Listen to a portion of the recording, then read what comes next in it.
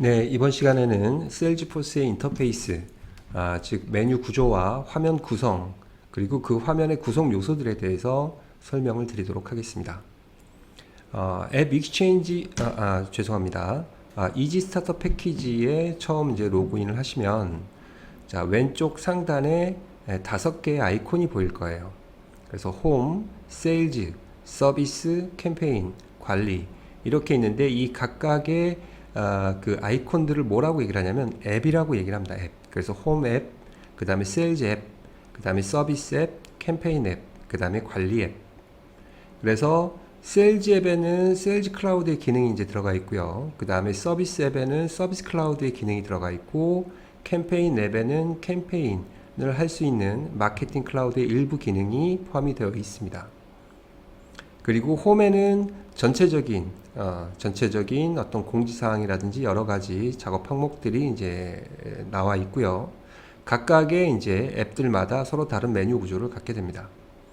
그러면 각각의 이제 앱들에 대한 상세 설명은 나중에 이제 말씀을 드리기로 하고요.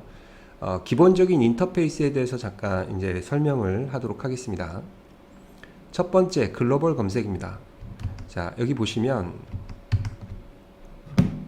실제로 저희는 이제 데이터들이 많이 지금 들어가 있는 이런 상황입니다. 데이터를 많이 집어넣고, 자, 관리를 하고 있는데요. 샘플로 데이터 집어넣은 겁니다. 여러분들한테 좀 이제 가시성 있게 보여드리기 위해서 저희는 이제 샘플 데이터를 집어넣어 놓은 건데요. 그러다 보니까, 자, 여러 군데 데이터가 업무적인 데이터들이 이제 저장이 되어 있죠. 자, 그 가운데 내가 원하는 항목으로 이제 검색을 한다면, 그렇다면, 자, 여기서 검색을 누르시게 되면요, 여러 오브젝트에 들어있는 모든 데이터를 다 검색해서 일괄적으로 보여주게 됩니다. 그래서 만약에 여기 예제에 나와 있는 것처럼, 자, 삼성전자로 내가 검색을 한번 해보겠다 라고 한다면, 삼성전자라고 하는 계정이 하나 등록이 되어 있고, 그리고 삼성전자의 직원들 연락처 정보로 들어가 있고, 삼성전자에서 발생한 사례, 그리고 삼성전자에서 발생한 영업 기회, 이런 부분들이 다 일괄적으로 통합해서 검색이 되어지게 되죠. 그리고 여기 있는 내용들을 또 이렇게 선택을 하시면, 그러면 여기서 또 필터링을 하실 수가 있어요. 필터링을 하실 수가 있습니다. 여기서, 자, 여기서 영업구분이 신규인 것들만 보겠다라고 해가지고 검색을 하시면 신규만 또 보이게 되고요. 됐습니까? 그 다음에 추가인 것들만 보겠다라고 하신다면 또 이렇게 추가된 내용들만 보여지게 됩니다. 지우면 전체가 보여지게 되고요. 그래서 여기 있는 필드 항목들이 다 또 조회 조건이 됩니다. 그래서 이 항목도 굉장히 많다라고 얘기를 한다면 거기서 또 필요한 옵션을 줘서 추가로 데이터를 검색할 수 있게 되죠. 그래서 자, 여기에서 화면 가장 상단에서 검색을 하시게 되면 각기 저장되어 있는 모든 오브젝트에서 데이터를 다 불러와 주기 때문에 글로벌 검색이라고 얘기를 합니다. 글로벌 검색. 자, 그래서 글로벌 검색에 대한 인터페이스에 대해서 말씀을 드렸고요. 자, 그 다음에 목록 보기, 검색, 목록 보기, 그 다음에 검색 및 필터. 자, 보도록 하겠습니다. 자, 여러분들 뭐 잠재 고객이나 아니면 계정 데이터, 그죠? 자, 저희가 기본적으로 이제 그 여러분들이 제공해 주신 데이터를 집어 넣을 수도 있고 여러분들이 직접 집어 넣을 수도 있습니다. 자, 그러면 여기에 보시면 read라고 하는 잠재 고객은, 자, read라고 하는 오브젝트에 이제 저장이 되어 있는데 여기에 목록 보기를 구성하실 수가 있습니다. 일단 이 목록 보기 같은 경우도 저희가 좀 유효하게 보실 수 있도록 미리 이렇게 만들어 놓은 것들이 있고요. 그 다음에 세일즈포스에서 기본적으로 제공하는 것들도 있습니다. 여기서 모든 잠재 고객을 선택하게 되면 그러면 모든 고객들이 다 보여지겠죠. 그러면 여기에서 내가 원하는 항목들만 검색하고 싶다라고 한다면 오른쪽에 보시면 필터를 표시할 수 있습니다. 필터. 예를 들어서 나는 성별이 여자인 고객들만, 잠재 고객들만 보고 싶다라고 한다면 여기서 필터 추가 하신 다음에 필드에서 성별을 검색하시고, 자, 나는 여자 고객들만, 여자 잠재 고객들만 검색하도록 하겠다라고 해서 필터를 추가하신 다음에 여기서 저장을 누르시면, 그러면 모든 잠재 고객들 중에 여자분들만 이렇게 리스트가 보여지게 되죠. 그리고 다시 전체를 보겠다라고 하신다면 여기 있는 필터를 X를 누르셔서 제거를 하신 다음에 다시 저장을 눌러주시면, 그러면 이제 모든 고객이 보여지게 됩니다. 여기에 있는 이 리스트 뷰, 목록 보기라고 얘기를 합니다. 그래서 내가 어떤 형태로 데이터를 보고 싶은지에 따라서 이렇게 미리 그 목록 보기를 이제 여러분들이 원하시는 목록 보기를 이제 만드실 수 있고요. 예를 들어서 나는 서울에 있는 고객들만 또 따로 보고 싶다. 그러면 매번 이렇게 필터를 적용하기가 귀찮을 수도 있잖아요. 그러면 필터를 적용한 상태로 서울 고객, 서울에 있는 잠재 고객, 서울 소재 잠재 고객, 이렇게 목록 보기를 만드실 수도 있어요. 그래서 목록 보기를 만드시는 방법은 이렇게 새로 만들기, 여기서 새로 만들기 버튼을 누르시면 새로운 목록 보기를 만들어서 내가 자주 업무적으로 보고자 하는 그런 데이터들을 이제 보다 더 쉽게 접근할 수 있도록 그렇게 보실 수 있습니다. 그래서 여기 있는 것들을 리스트 뷰, 목록 보기라고 하고요. 기존에 저희들이 다 만들어 놨으니까 이거를 그대로 사용하셔도 되고, 또 필요하시면 얼마든지 새로 만들어서 사용하셔도 됩니다. 자, 그 다음에 필터 하는 것까지 보셨고, 그리고 여기서도 내가 어떤 데이터를 추가로 검색하고 싶다라고 하신다면 여기서 사용하시면 됩니다. 예를 들어서 내가 박찬호 고객을 보고 싶다. 박 한 칸 띄고 찬호. 그러면 이런 식으로 박찬호가 검색이 되죠. 그러니까 여기는 글로벌 검색이라고 해서 다양한 곳에 저장되어 있는 데이터를 한꺼번에 조회하는 기능이고요. 여기 있는 조회 항목은 지금 현재 잠재 고객들 중에서 내가 또 검색하고자 하는 고객들만 이제 데이터를 조회하게 됩니다. 자, 그리고 이 목록 데이터들을 볼 때는 보기 형식이 세 가지가 있습니다. 여기 보시면 테이블 형태로 보는 방법이 있고, 그 다음에 칸반 보기라고 해서, 자, 여기서도 저희가 이제 미리 만들어 놓긴 했습니다. 칸반 보기를 선택을 하시면 이 고객의 관리 단계에 따라서 해당 단계에 있는 고객들이 이렇게 그룹 지어서 이제 보여지게 되죠. 그렇죠? 그래서 만약에 여기 있는 박찬호 대리가 신규로 등록이 됐지만 내가 오늘 전화 통화를 했다라고 얘기를 한다면 여기서 이렇게 옮겨 놓으시면 그러면 이제 연락 단계로 이제 넘어온 거고 계속 이제 추가로 관리를 하게 됩니다. 이 잠재 고객에 대한 관리 내용은 제가 이따가 말씀을 드릴 거고요. 자, 그래서 기본적으로 행과 열로 이루어져 있는 2차원 배열 구조, 즉 테이블 구조로 보겠다라고 한다면 테이블을 선택하시면 되고, 내가 칸반 보기 형태로 보겠다라고 얘기를 하신다면 여기서 칸반 보기를 선택하셔도 됩니다. 그 다음에 여기서 분할 보기를 선택을 하시면 왼쪽에는 리스트가 나오고, 자, 오른쪽에는 레코드 상세 페이지가 나오게 됩니다. 다시 보시면, 자, 기본적으로는 자, 모든 리스트 데이터들이 보여지게 되죠. 그리고 여기서 내가 이 레코드를 클릭하게 되면 그러면 이 고객의 상세 정보로 이제 들어가지게 됩니다. 그렇죠? 그래서 기본적으로 구체적인 데이터를 보기 위해서는 이제 상세 정보 레코드를 클릭해서 들어가지는 레코드 페이지, 그죠? 여기서 이제 모든 고객과 관련된 데이터를 이제 관리하고 핸들링을 하게 되는데요. 그러다 보니까 이제 목록과 그 다음에 이제 상세 내용을 보기 위해서는 이렇게 한 단계 거쳐서 들어가줘야 되는 그런 불편함이 있어서, 혹시 자, 분할 보기를 선택을 하시면 그 부분이 좀 더 간소화되어진다는 얘기죠. 화면이 전환되지 않고 목록은 목록대로 나오고, 또 내가 선택을 하게 되면 바로 거기에 대한 레코드 페이지로 바로 레코드 페이지가 이제 보여지게 되는 거죠. 그래서 여러분들이 원하시는 형태로 보기 형식을 구성하실 수가 있습니다. 자, 그래서 자, 클릭을 하게 되면 그러면 레코드 페이지로 이동을 하게 됩니다. 여기가 레코드 페이지라고 얘기를 합니다. 자, 그 다음에 자, 목록 보기 형식에서는 테이블 보기, 칸반 보기, 그 다음에 분할 보기, 이 세 가지 보기 옵션을 지원한다라고 하는 부분 자, 확인하시고요. 자, 그 다음에 자, 목록 보기에서 레코드를 직접 수정할 수도 있어요. 수정이 안 되는 것들도 있지만 직접 수정이 가능한 것들도 있습니다. 자, 여기는 내가 전화번호를 수정하겠다. 얼마든지 수정 가능하죠. 2번으로 수정하겠다. 그렇게 되면 내가 수정을 하게 되면 요 밑에 이렇게 저장 버튼이 나오게 됩니다. 그죠? 그리고 연속해서 이렇게 수정을 할 수도 있고요. 그럼 수정이 되면 이렇게 색깔이 이제 변하게 됩니다. 여기 있는 부분도 뭐 이런 식으로 수정을 하죠. 이렇게 해가지고 여러 군데 내가 수정을 하게 되면 여러 군데 수정을 했다라고 한다면 아이고 7학번 너무했다. 네. 자, 그러면 여기서 내가 저장을 누르면 여러 변경 내용이 한꺼번에 이제 반영이 되어지게 되죠. 자, 이것도 상당히 좀 편리한 기능이라고 할 수 있습니다. 자, 그래서 목록 보기 리스트 뷰에서 레코드를 직접 수정할 수 있고요. 원래 정상적이라면 이렇게 내가 클릭해서 들어가서 여기에서 내가 어떤 내용들을 변경하는 게 되겠죠. 그죠? 하지만 목록 보기에서도 바로 직접 수정을 할 수 있는 필드들이 항목들이 있습니다. 이런 식으로 이제 열쇠 표시가 되어 있는 건 이제 수정을 못 한다는 의미고요.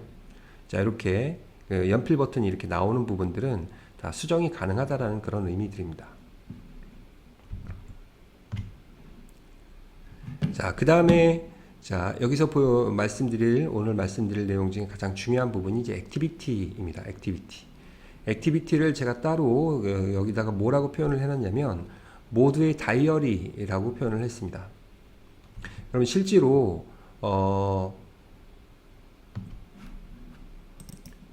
고객을 대상으로 실제 여기 있는 액티비티를 사용하는 방법에 대해서 같이 한번 보도록 하겠습니다. 예를 들어서 여기에 그 홍명보 과장이 있다. 자, 홍명보 과장이 있습니다. 그러면 내가 신규로 홍명보 과장을 신규로 등록을 했어요. 잠재 고객으로. 자, 그러면 내가 예를 들어서 뭐 전화 통화를 했다. 요거부터 할까요? 자, 내가 홍명보 현대산업개발 과장님한테 우리 회사의 카탈로그를 전달하기로 했다라고 한다면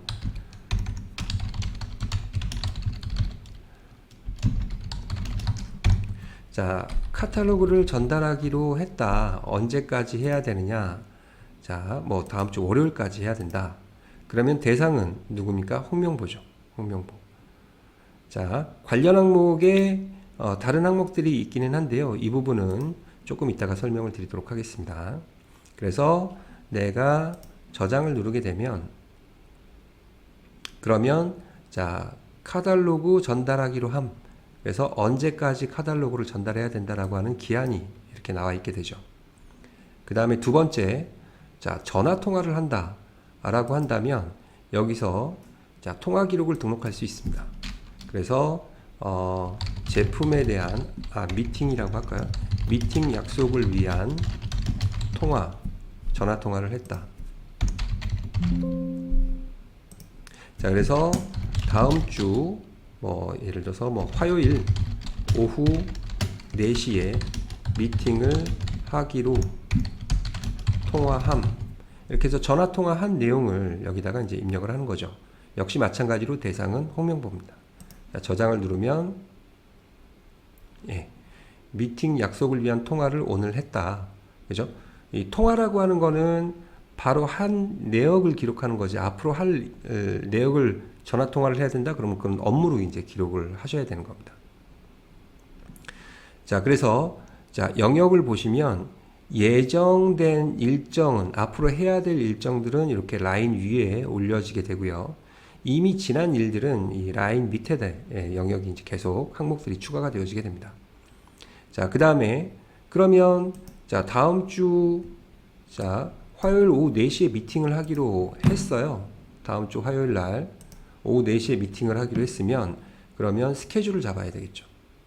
자, 새 이벤트 해가지고 자, 고객 미팅 그러면 다음 주 화요일 날로 하기로 했죠. 다음 주 화요일 날 자, 오후 2시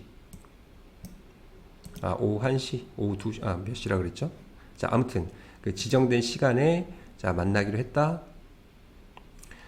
자, 저장을 누르시면 그러면 이건 또 다음 주에 진행할 예정이니까 이제 예정된 일정에 이렇게 포함이 되어지게 됩니다. 여기 있는 항목들을 누르면 좀 더 상세한 항목들을 보실 수도 있고요.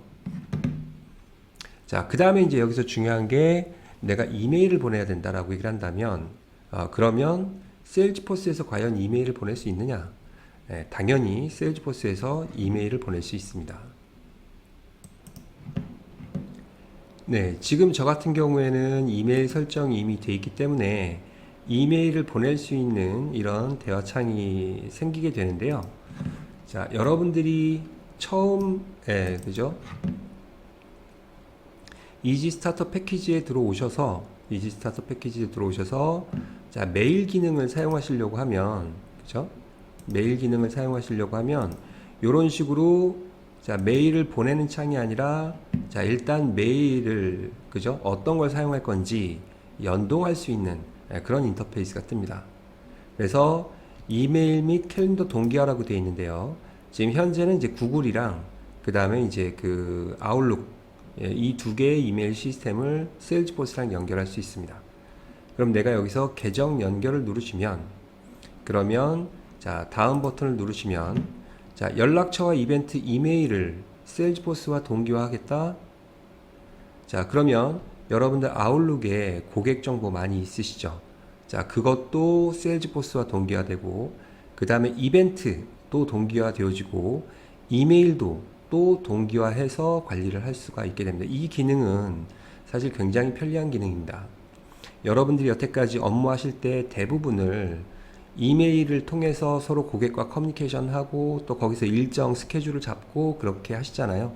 근데 그게 세일즈포스의 업무 시스템이랑 이렇게 동기화가 된다는 건 세일즈포스를 중심으로 업무를 할 때 상당히 편리한 그런 환경이 제공된다는 걸 의미합니다.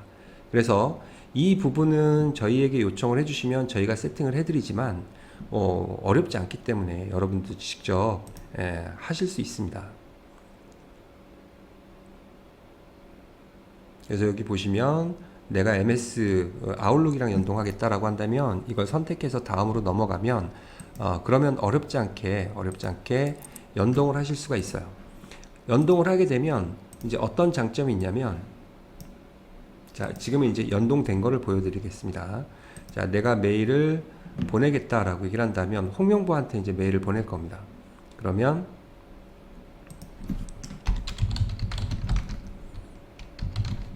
우리가 카탈로그 전송해서 보내준다고 했죠. 카탈로그 전송 송부 드립니다. 예. 안녕하세요. 예.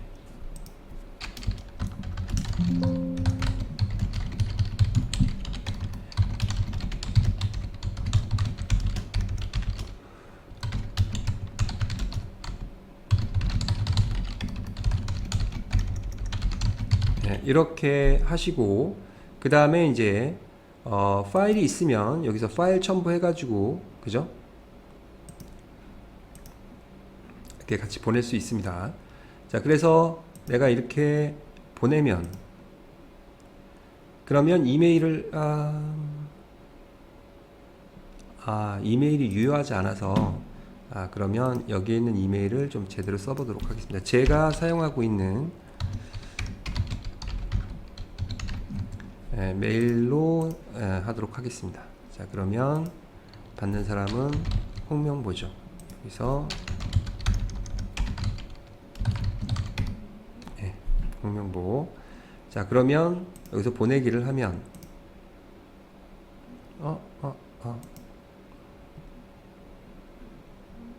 잠시만요. 이게 다시 새롭게 페이지를 로딩하도록 하겠습니다. 이렇게 들어와야 되죠. 그리고 이게 만약에 카탈로그 파일이다.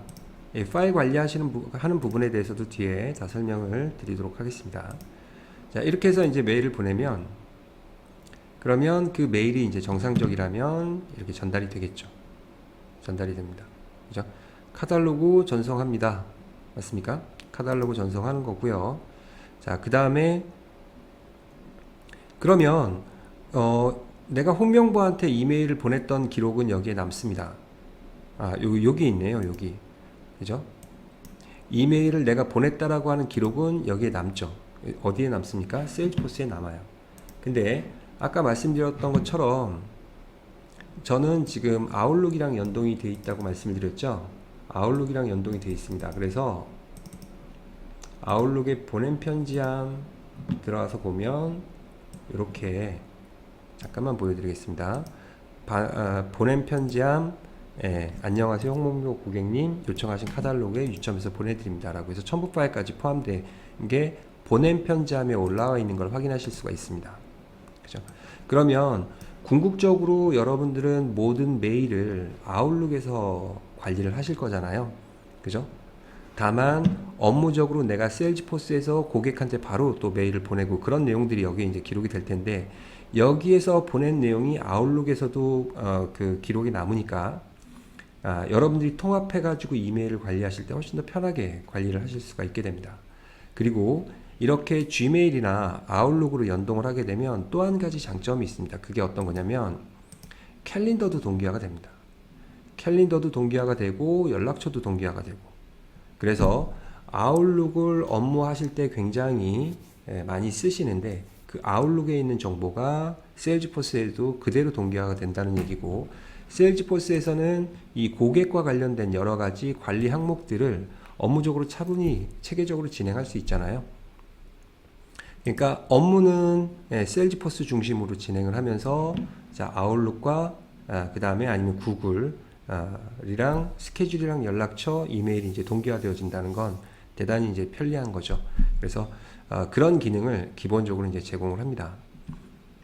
그래서 다시 보시지만 여기 있는 업무 할당, 그 다음에 통화 기록, 그 다음에 이벤트, 그 다음에 이메일, 자, 이런 것들이 액티비티, 활동이라고 얘기를 합니다. 활동. 왜 활동이라고 하냐면 이 고객과 관련해 가지고 여러 가지 내가 작업들을 한 거죠. 그죠? 자, 그리고 여기서 캘린더에서 이벤트를 우리가 만들었잖아요. 그러면 이게 캘린더에 등록이 됩니다. 여기 보시면 고객 미팅 홍명보 여기 이제 등록이 돼 있죠. 고객 미팅 홍명보 등록이 돼 있고, 그 다음에 자, 요 내용은 지금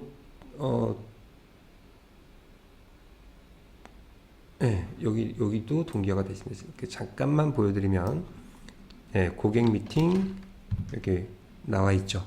맞습니까? 그래서 아웃룩에서 동기화되고, 그 다음에 이메일도 내가 보낸 편지함 들어가서 보면 또 확인하실 수 있고, 이렇게 서로 연동이 되니까 업무가 분산돼서 왔다 갔다 하지 않고, 자, 세일즈포스에서 업무와 관련된 모든 것들을 다 처리하고, 또 이메일과 관련된 거, 스케줄과 관련된 건 또 아웃룩에서 중심으로 여러분들이 업무적으로 잘 처리를 하시니까 이런 것들이 상호 동기화가 되니까 업무를 하실 때 굉장히 편리하게 시너지를 내실 수가 있습니다. 이게 세일즈포스의 굉장히 큰 장점 중에 하나고요. 자, 그래서 이 부분을 이제 활동이라고 얘기합니다. 활동. 그래서 제가 뭐라고 얘기를 했냐면 모두의 다이어리다 라고 얘기를 했어요. 왜 모두의 다이어리냐면 여기다가 기록을 하게 되면 자, 우리 회사에 있는 모든 사람들이 들어와서 홍명보 고객과 어떤 일들이 있었는지를 확인해 보실 수가 있죠. 그죠? 그러니까 보통 이제 담당자가 바뀌면 그 고객과 어떤 과정의 히스토리가 있었는지를 잘 모르게 되잖아요. 그죠? 근데 자, 여기 있는 세일즈포스에서 자, 고객과 있었던 일들을 이렇게 활동 내역에서 기록을 하게 되면, 그러면 담당자가 바뀌더라도 그 고객과 과거에 어떤 일들이 있었는지에 대한 내역들이 다 추적이 가능하니까, 그러니까 고객 관리를 빈틈없이 체계적으로 할 수 있는 그런 인프라가 됩니다. 그래서 여기 있는 활동이라고 하는 것은 여러분들이 업무적으로 사용하시면 사용하실수록 굉장히 그 중요한 가치를 제공해 하게 될 겁니다. 자, 그래서 자, 업무 할당, 통화 기록, 이벤트, 이메일 관련해 가지고 자, 액티비티 활용하시는 부분에 대해서 말씀을 드렸고요. 자, 그 다음에 자, 이메일 연동하는 부분에 대해서는 아까도 말씀을 드렸죠. 그죠? 처음 할 때는 이렇게 이제 인터페이스가 나와서 다음으로 넘어가면 어떤 거를 동기화하겠습니까? 선택하고 또 계정 연결하면 이제 아웃룩이나 지메일 계정 연결하면 그러면 이제 동기화가 됩니다. 그 다음에 이제 관련 항목 지정이라고 하는 부분이 있는데 이 부분은 지금 설명드리는 것보다 뒤에 가서 설명드리는 게 더 좋을 것 같습니다. 지금은 아직 오브젝트에 대한 상세한 내용들을 이제 말씀드리지 않았기 때문에 이거는 뒤에 가서 설명을 드리도록 하겠습니다. 자, 그 다음에 캘린더에서 이벤트를 만들 수도 있어요. 캘린더에서 이벤트를 만들 수도 있습니다. 이벤트가 스케줄이죠. 스케줄. 여기 보시면 캘린더에서 24일날 아무것도 없네요. 여기서 스케줄 하나 만들어 보도록 하겠습니다.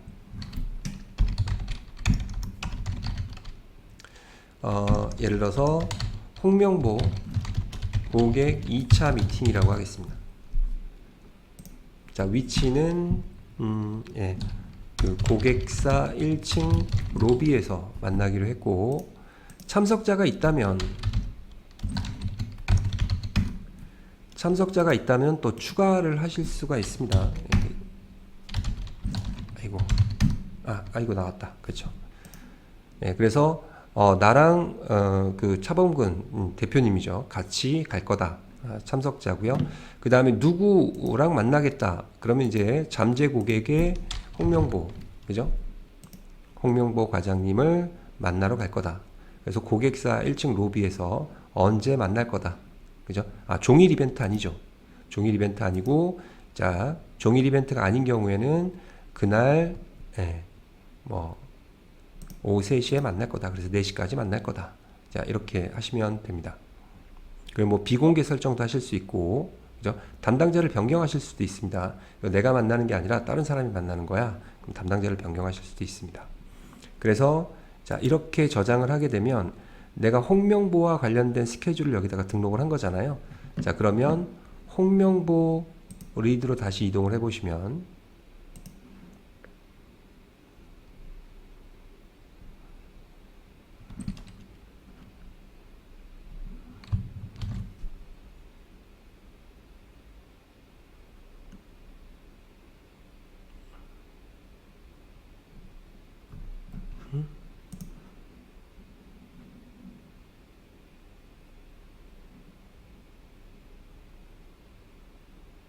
차범근의 일정이어서 그렇구나. 잠시만요.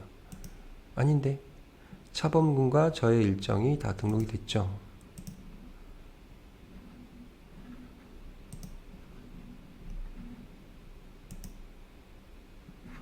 비공개 설정도 아니었고요.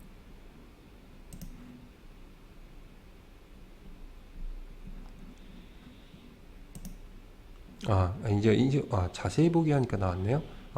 여기 나와 있죠. 그래서 24일날 오후 3시에 만나기로 했다. 여기는 23일날 오후 1시에 만나기로 했다. 일정들이 이제 등록이 되는 거죠. 그래서 여기서 특정 고객과 스케줄을, 그죠?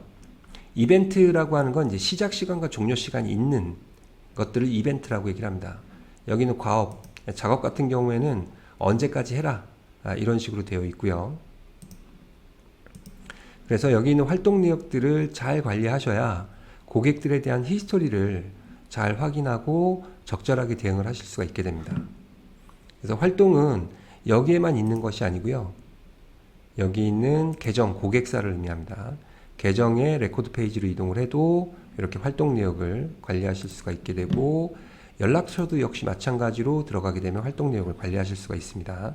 그 다음에 여기 기회도 들어가면 또 활동 내역을 관리할 수가 있고요. 그러니까 거의 모든 오브젝트의 활동 내역이 다 이렇게 관리가 될 수 있도록 이 기능이 다 추가가 되어 있습니다. 그래서 세일즈포스의 굉장히 중요한 기능 중에 하나고, 특히나 이메일을 아웃룩이랑 지메일로 연동할 수 있다. 그러면 스케줄이랑 연락처까지도 같이 공유가 된다. 라고 하는 부분은 세일즈포스의 굉장히 큰 장점이라고 할 수 있습니다.